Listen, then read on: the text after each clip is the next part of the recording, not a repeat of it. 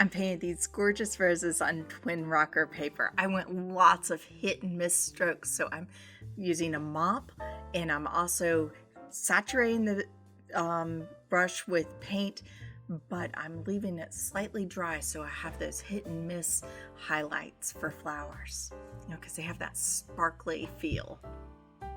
I'm using Pyro Red, and this is actually the painting I started using Pyro Red on because I couldn't come up with a red that was that deep, rich red rose color, that almost looks like velvet.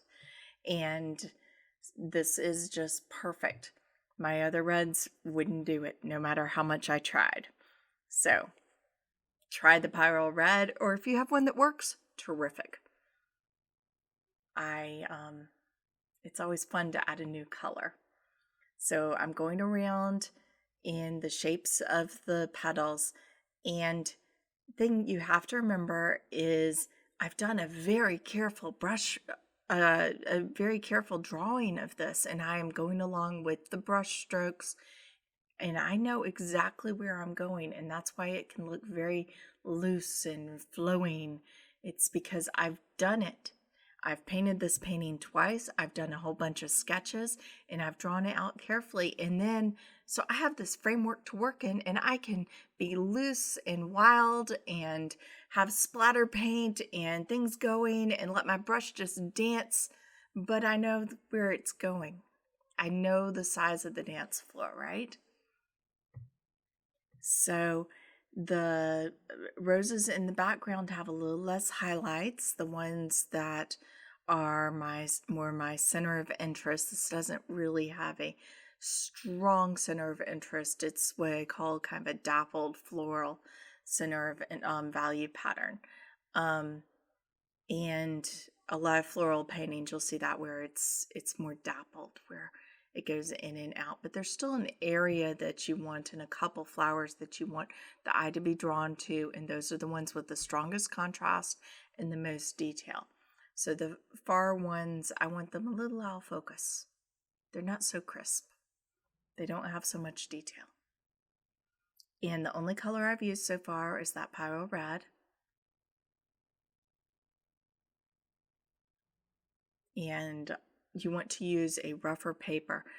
Here's a little bit of the Cobalt Violet, and I'm just pushing some areas back with that, letting it really flow into it. It has those great sedimentary effects too. Really fun color.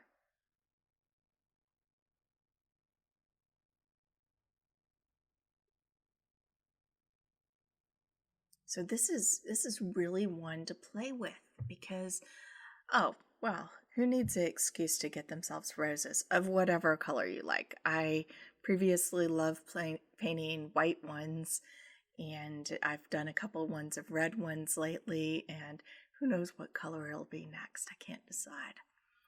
But, it's a good excuse. Valentine's Day, treat yourself, get yourself some flowers and paint them. I can't think of a better night out, honestly.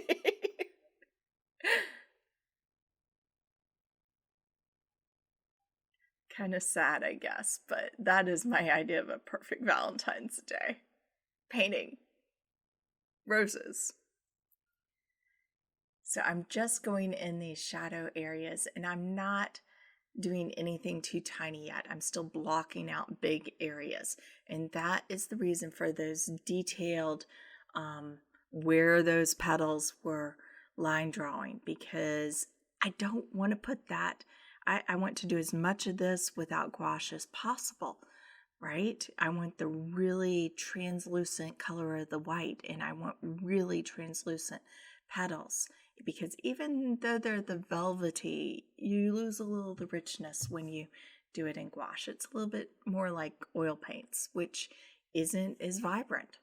So what you're wanting to do is you want to know exactly where you shouldn't be painting until maybe the last minute.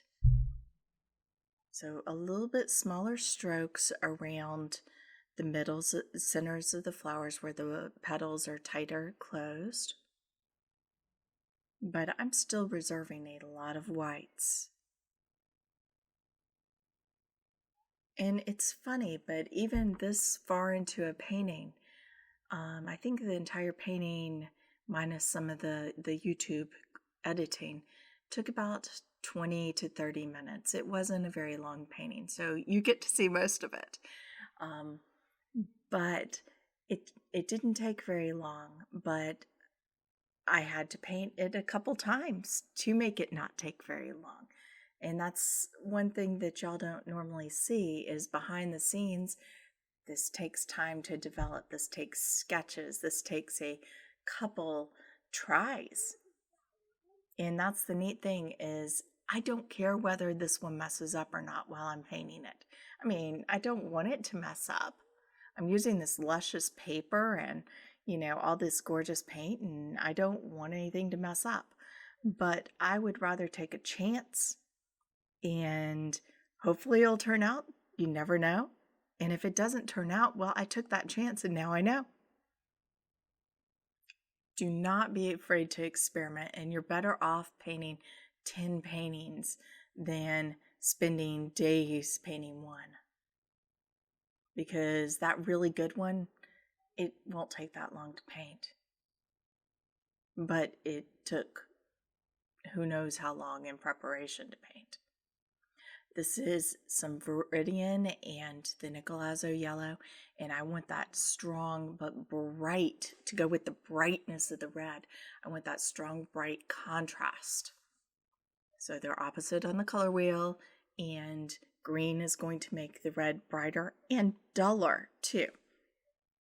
The red will show brighter where it's next to the green, but it's also going to dull it with a glowing color. Just the green, a bright green works, but a more bluey green, it wouldn't work as well as this bright yellowy green. You're going to want to integrate, see on the right side, and all over the painting, I have it where some of the petals are blurring into the background, and that's what I want.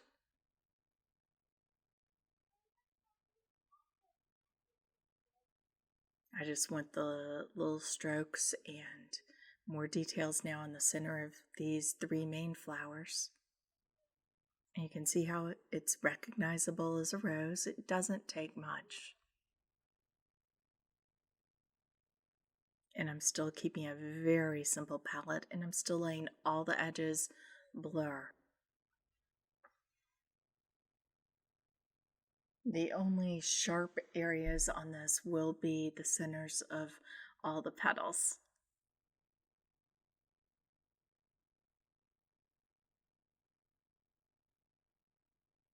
So I'm laying it dry a tiny bit, but a lot of this is just as I work, the paint dries.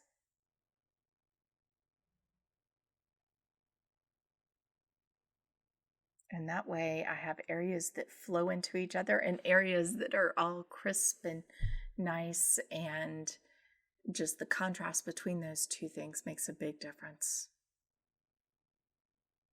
That's the fun of watercolor. You can just let it do its thing.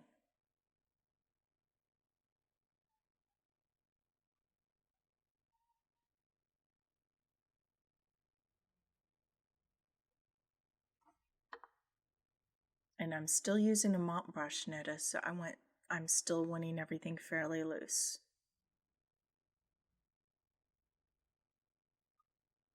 I need this bottom rose to be a lot more in shadow than I initially thought. It's turned a little bit in shadow, and it's just going to look better if it doesn't have quite as many strong highlights on it. So a bit more blue and purple. And don't forget to look at what you're painting. You always need to see what you're painting and really change your idea of the painting around not how you think it looks, but how it actually looks. Plus, it's a wonderful excuse to get yourself a bouquet of flowers. Come on, Valentine's Day, treat yourself.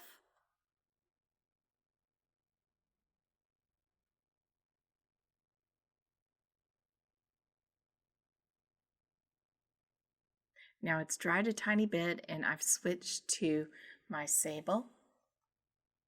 So I want a bit more detail in here. Using some deep ultramarine blue. Really want those deep blues in that bottom rows. More pyrrole red. And I want the ultramarine blue and the pyrrole red to be painting them so they blur together on the paper. I don't want to be pre-mixing them. I want them to blur together on the paper. That way you have interesting shadows and then brighter areas, and there's some variation in it.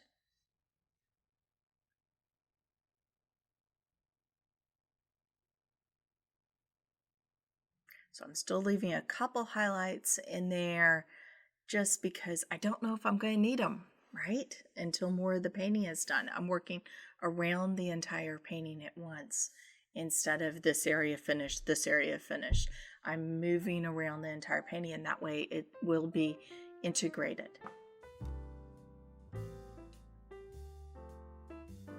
Some more detail here.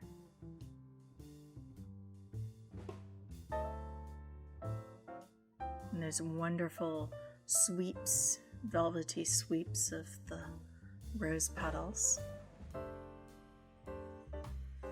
Getting the brush just right.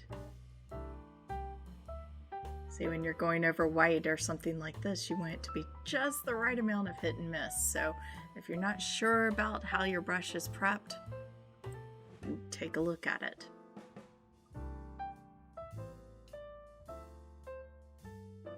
Ultramarine blue for a couple deep darks on the underside of that rose. And then laying it, kind of encouraging it to flow into the rest of it, but then I'm out. I'm not going to go back and do much with it until it's, it's dried. Once I have the depth of color that I want there. And of course, the depth of color can take a couple goes to build up.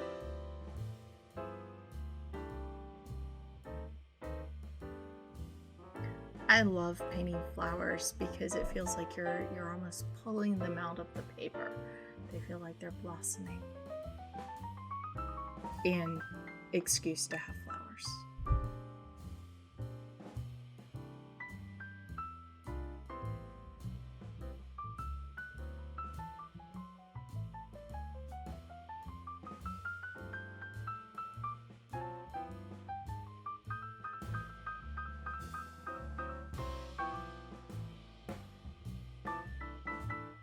It's funny, but a couple layers of the same color, it builds up differently that way.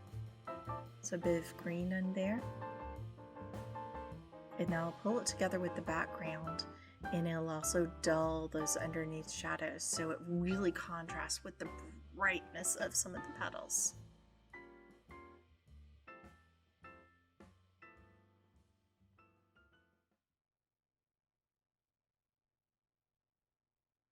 And remember, I'm not, these aren't cutouts of flowers. I don't want to paint every single painting. I want the impression of it's a gorgeous bouquet of roses. I am not saying, oh, well, pel A, B, C, all these have to be exactly defined and, perfectly in place. I'm looking for the idea and the feeling of just, holding a beautiful bouquet of roses and the smell and just how gorgeous they are.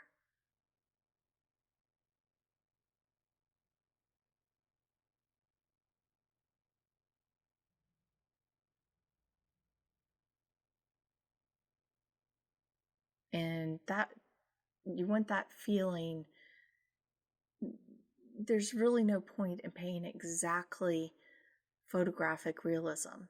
It's very easy to do, but it does take some technique and work at it, but it's very easy to do. What you're wanting to do, though, is capture the feeling of your subject and that feeling that you had when you're there and share it with everyone else. And there's nothing happier than a big bunch of flowers, whichever your favorite ones are.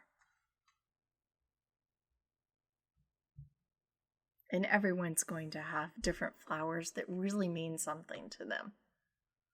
And in my case, I have several. Actually, for Valentine's Day, my husband always gets me a rose bush. And then I get to enjoy the roses for years.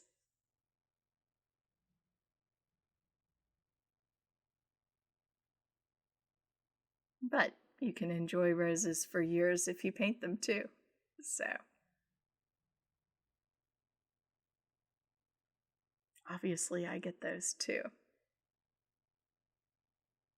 Okay, I want really deep in shadows in there because that front petal isn't going to show up very well if you don't have some strong darks and some really dull colors making it pop. And I want this one on the far right to recede into the distance.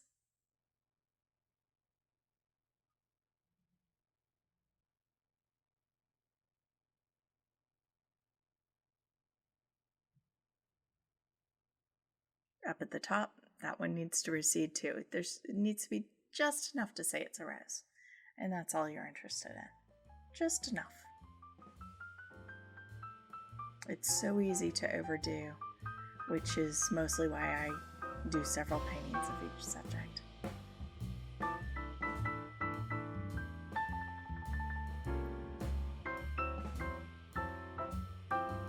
Thank you so much for watching this video and painting with me. I really love showing you how these paintings evolve over time. For more information, please visit my website at paintingwatercolor.com, and I have a lot more videos and tutorials and photo reference for the roses if you don't feel like buying them this week. I hope y'all have a very happy Valentine's Day and happy painting.